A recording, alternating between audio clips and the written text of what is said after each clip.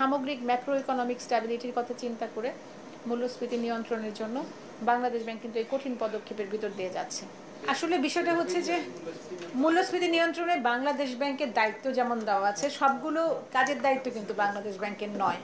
যেমন ধরেন আমি নীতি সুধার বাড়িয়েছি, তার একটা প্রভাব মার্কেটে পড়বে, অর্থাৎ মানি সাপ্লাইকে এটা রহিত করবে। কিন্তু সাপ্লাই চেন ডিসরাপ্টেড থাকলে, যদি কোনো কারণে সাপ্লাই চেন ডিসরাপ্টেড হয়, তারপরে হচ্ছে যে আপনার প্রাকৃতিক দুর্যোগ, মাঝখানে একটা বন্যা হয়ে গিয়েছে, প্রচুর ফসলের ক্ষতি হয়েছে, এসব কারণে কাঙ্ক্ষিত ফলাফলটা সাথে সাথে পাওয়া যায় নাই। কিন্তু মূল্যস্ফীতির বিষয়টা এমন যে এই ভ্যারিয়েবলটা একটা ল্যাগিং ভ্যারিয়েবল, অর্থাৎ আপনি পলিসি রেট বাড়াবেন সাথে সাথে কমবে এমন নয়, এটা 6 মাস পরে গিয়ে রেসপন্স করতে পারে। ইতিমধ্যে এটা নিয়ে গভর্নর স্যার অনেক স্টেক হোল্ডারদের সাথে কথা বলেছেন, আমাদের ডোনারদের সাথে আলোচনা হয়েছে, IMF এসেছিল, তারাও কথা বলেছে। তো আসলে কথা হচ্ছে সবাই চাচ্ছে মূল্যস্ফীতিটা কমে যাক, মানে জনসাধারণরা যেমন চাচ্ছে বাংলাদেশ ব্যাংকও চাচ্ছে, এবং তার জন্য বাংলাদেশ ব্যাংকের হাতে কিন্তু অস্ত্র একটাই, নীতি সুধার। কারণ বাংলাদেশ ব্যাংক চাইলেই সাপ্লাই চেন স্মুথ করতে পারবে না, সেটা সরকারের অন্য কোনো প্রতিষ্ঠানের দায়িত্ব। তো এই জায়গাটাতে আমার মনে হয় যে বাংলাদেশ ব্যাংক কাঙ্ক্ষিত সাফল্য যেটা আশা করছিল সেটা সেভাবে পাওয়া যায় নাই, কিন্তু আমাদের প্রক্রিয়া কিন্তু অব্যাহত আছে। বিষয়টা হচ্ছে যে আপনি যে কথাগুলো বলেন এটা ঠিক আছে, কিন্তু আমরা কিন্তু ডলারের রেট বাড়িয়ে দিই নাই। ডলার রেট বেড়েছে তার কিছু যুক্তিসঙ্গত কারণ ছিল, আপনারা ইতিমধ্যে জানেন যে কি কারণে ঘটেছে। আমরা একটা ব্যাখ্যাও কিন্তু অফিসিয়ালি দিয়েছি। আমরা বলেছি যে হ্যাঁ, আমাদের ডিসেম্বর মাসে অনেকগুলো লোন রিপেমেন্টের বিষয় ছিল, যে কারণে মার্কেট থেকে আসলে আমাদের নিজেদেরকেও কিন্তু ডলার সংগ্রহ করতে হয়েছে। তারপরে আমাদের রিজার্ভ থেকে আমরা কোনো ডলার ছাড়ি নাই, এই কারণে রিজার্ভ থেকে ডলার মার্কেটে না ছাড়ার কারণে সরবরাহ বারবার কোনো সুযোগ ছিল না। তার পরবর্তীতে আমরা দেখি যেটা খুব মানে অত্যন্ত মর্মাহত হয়ে লক্ষ্য করেছি যে আমাদের এগ্রিগেটররা, তারা আসলে এক ধরনের গেম খেলেছে এখানে। তারা সবাই মিলে ডলারের দামটা বাড়িয়ে দিয়েছে, এবং কোনো কোনো ব্যাংক তাদের সাথে গিয়ে যোগ দিয়েছিল বা ট্রেড করেছিল। তো সেই সব ক্ষেত্রে আমরা কিন্তু এগুলো চিহ্নিত করেছি, এবং ইতিমধ্যে এগুলোর বিরুদ্ধে কিন্তু কিছু ব্যবস্থা বাংলাদেশ ব্যাংক নিয়েছে। তার প্রেক্ষিতে আমরা নতুন সার্কুলার জারি করেছি। আমরা একটা মোটামুটি একটা ডেট বেঁধে দেওয়ার চেষ্টা করেছি যে এর বাইরে যাওয়া যাবে না, এবং এই ক্ষেত্রেও আর একটা তাদেরকে একটা ব্যান্ড দেওয়া হয়েছে, একটু বড় ব্যান্ড, যে তারা একটা মিড রেটের মধ্যে থেকে একটা নির্দিষ্ট অ্যামাউন্টের মধ্যে কেনাবেচা করবে। একদিনে দুইবার দাম পরিবর্তন করতে পারবে না কোনো ব্যাংক।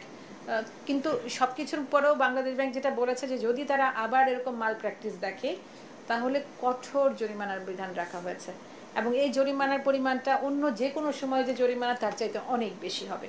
তো আমার মনে হয় যে এই সবগুলো মেসেজ মার্কেটে যখন থাকবে, আমরা কিছুদিনের মধ্যে ডলার রেটের একটা সুফল দেখতে পাবো। আরেকটা কথা খুব গুরুত্বপূর্ণ, যখন আমার ফরেন এক্সচেঞ্জ রেট স্টেবল না থাকবে তখন আমার এই মূল্যস্ফীতি নিয়ন্ত্রণে আনা কিন্তু খুব কঠিন হবে। কাজে বাংলাদেশ ব্যাংকের জন্য ওইটাও খুব বড় চ্যালেঞ্জের সাথে আমরা দেখছি। আর সাপ্লাই চেন নিয়ে যেটা আপনারা বারবার বলছেন, ইতিমধ্যে আপনারা অনেকের কাছ থেকে সাক্ষাৎকার শুনেছেন যে সাপ্লাই চেন নিয়েও সরকারের বিভিন্ন সংস্থা ওনারাও কাজ করছেন। তো আমরা মনে করছি যে এই সব কিছু মিলে এটাকে আসলে কন্ট্রোলে আনতেই হবে, না আনবার কোনো সুযোগ নাই। আমাদের এটা মানে যা কিছুই আমরা করি না কেন, এটা আমাদের প্রথম লক্ষ্য। বাংলাদেশ ব্যাংক এটা গভীরভাবে মানে অত্যন্ত আন্তরিকতার সাথে এটা মনে রাখছে। আপনার প্রথম প্রশ্নটা হলো যে আমরা ব্যাংকগুলোর এমডিদেরকে বাধ্যতামূলক ছুটিতে পাঠিয়েছি। আমি একটু কারেকশন দিচ্ছি, আমরা কোনো বাধ্যতামূলক ছুটিতে পাঠাইনি। আমরা বলেছি আমাদের তদন্তের স্বার্থে এমডিদেরকে দূরে রাখলে নিরপেক্ষভাবে তদন্ত করা সম্ভব হবে, এবং তাদেরকে ছুটিতে যেতে বলা হয়েছে। এবং তদন্ত শেষে যদি এমডিরা দেখা যায় যে না, তাদের কোনো ইনভলভমেন্ট নাই, ওনারা সসম্মানে ফেরত আসতে পারবেন। এখন কোনো এমডি পালিয়ে যাবেন কিনা সেটা দেখবার দায়িত্ব কিন্তু রাষ্ট্রের। অর্থাৎ সমস্ত ইনফরমেশন আপনি যেমন জানেন, সরকারের সকল সংস্থা জানেন।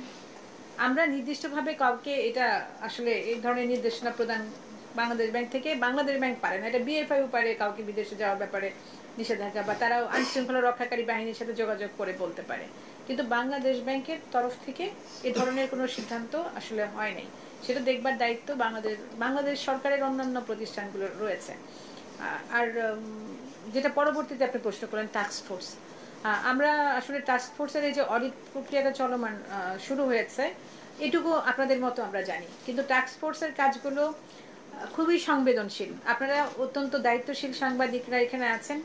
আমরা মনে করব যে টাস্ক ফোর্সের খবর প্রচারের ব্যাপারে আপনারা নিজেদের থেকে একটু দায়িত্বশীল আচরণ করবেন। কারণ হচ্ছে যে এগুলো খুব সেন্সিটিভ ইনফরমেশন, যে কোন ব্যাংকগুলোতে অডিট পরিচালনা হচ্ছে, তাদের কি পাওয়া যাচ্ছে, এগুলো আসলে সংবাদ মাধ্যমের সাথে শেয়ার করবার মতো ইনফরমেশন না। অত্যন্ত ক্লাসিফাইড ইনফরমেশন, একটা ইনফরমেশন যদি লিকেজ হয়, আপনাদের মাধ্যমে সংবাদপত্রে প্রচার হয়, তাহলে এটা ব্যাংকিং সেক্টরের ভালো কিছু করবে না। আমার মনে হয় আপনারা যারা ব্যাংকের এই সাংবাদিকতা করেন ব্যাংকিং সেক্টরে, তারা এই সংবেদনশীলতাটার কথা বিবেচনা করে টাস্কফোর্সের খুঁটিনাটি বিষয়ে প্রশ্ন করা থেকে বিরত থাকবেন। আমাদের যখন প্রয়োজন হবে যে আমাদের টাস্কফোর্সের অগ্রগতি সম্পর্কে আপনাদের জানাতে হবে, সেদিন কিন্তু আমরা আপনাদেরকে কি করেছি, অডিও মেসেজ দিয়ে জানিয়েছি যে ব্যাংকের এমডিদের ক্ষেত্রে কি সিদ্ধান্ত হয়েছে। ঠিক এমনিভাবে আমরা প্রয়োজন হলে আপনাদেরকে টাস্কফোর্সের অগ্রগতি সম্পর্কে জানাবো। আর এ সম্পর্কে ডিটেল কোনো কিছুই আমার সাথে শেয়ার করা হয় না।